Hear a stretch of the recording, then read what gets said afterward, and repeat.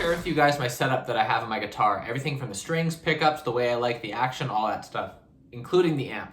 So before we get going, please hit that subscribe button and hit that like button. It helps out a ton. And also I'm on Spotify, so you can find me there at Fayette's Dream.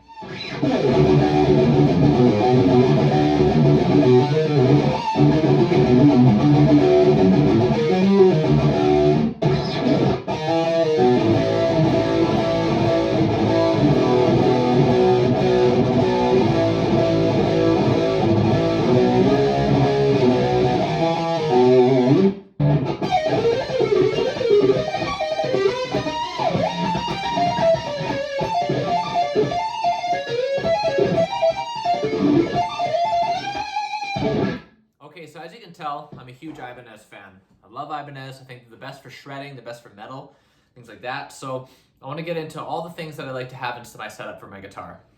All right, let's start with the strings. So the strings I like to use are 10 gauge Slinky Cobalts. They are the best. They last forever. I've had these strings on for a long time and they just hold up really well. It's a quality piece of hardware. Another thing I like about the strings is that it really brings out the brightness and clarity in a guitar.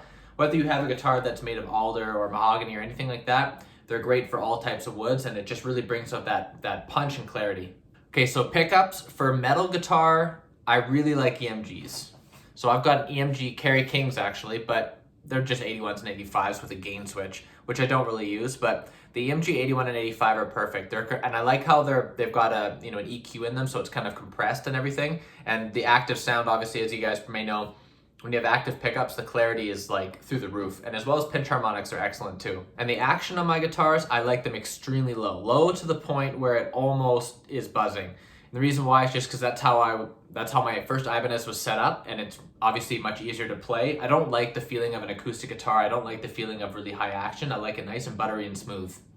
And so I absolutely have to have a floating bridge that is based off of a Floyd Rose, because it's flush with the body and you don't have to reach over anything. I've got that Jackson Randy Rhodes right there, and it kind of is quite high off the body of the guitar, much harder to play fast.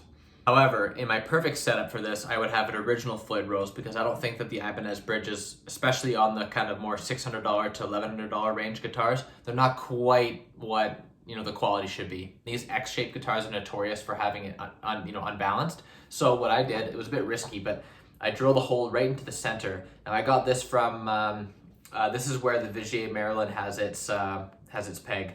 There's quite a few other guitars that have it right in the center, like Strat guitars as well. Also, instead of having it drilled here, I drilled it right on the horn here, so then it's nice and propped up, and I don't have to use my arm, and it doesn't dive or spin or anything like that. And a different guitar that I want to show you that has pretty much the same setup, except for has different pickups, because I also love DiMarzio pickups. In fact, I like DiMarzio pickups more because passive pickups have much more soul and character in them, whereas the EMGs they're fantastic, but you get what you get, and it sounds like that on almost any guitar. So on my B.C. Rich Stealth 7-string, I put the X2N in it because of Chuck. And then I've got actually an evolution in the neck, which that Ibanez Gem has an evolution, and it is screaming. It is wicked.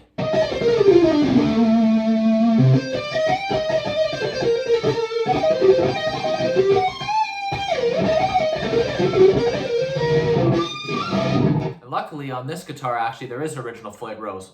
It stays in tune extremely well. And I like the tremolo, like trills or flutters that you can do. You can only really do it with an original Floyd Rose, at least the way it sounds. So moving over to the amp, I always use Engel.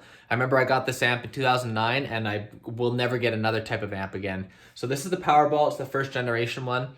It's got kind of 4 channels, really amazing, clean, some crunch, some lead, and then some like really hot lead. And I don't have a distortion pedal or anything like that. I just use it straight through the amp. I used to have a distortion pedal, but when I found the right settings on the amp, man, I don't need it. It is perfect. And it's got a noise gate built into it. For pedals, I use Boss. Only 2 of them. Chorus, I use heavy chorus because Randy Rhodes had used chorus and I love the sound of it. It makes it really thick and soupy. And then we've got a Boss DD3 here. And I actually have set it up in a way so it's basically reverb and delay at the same time. I don't need a dedicated reverb pedal. I just want to make sure that I have a very simple setup so that if I am touring, if I'm on the road, it is all just very smooth and simple. The less things to mess up. So that's my setup. It's kind of simple, but it's very particular. Again, I love DiMarzio pickups, love my EMGs. Gotta have the Slinky Cobalts. I love Ibanez. Usually I like to have a neck through guitar with mahogany body and always run through an angle.